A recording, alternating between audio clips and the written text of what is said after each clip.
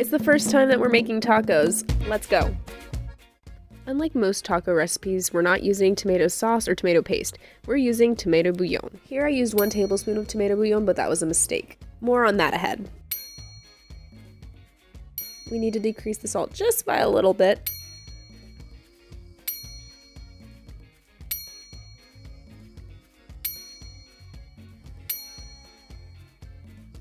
And just like that, your seasoning's prepared. A lot of the recipes I've found said to add water to your beef. That just doesn't sound right to me, so I decided to forgo those steps. As for using tomato bouillon, I couldn't find anything online that said that I could substitute tomato bouillon for tomato paste or sauce, which is why this was such an experiment.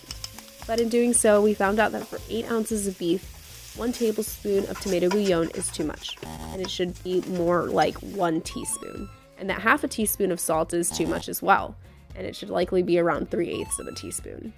Now that you have the correct measurements, you can go ahead and make your taco stuff in peace. I recommend layering your beef and cheese. I surprised my husband with this technique, and he liked it. Of course, feel free to add anything else you'd like on a taco, like lettuce, tomato, or sour cream.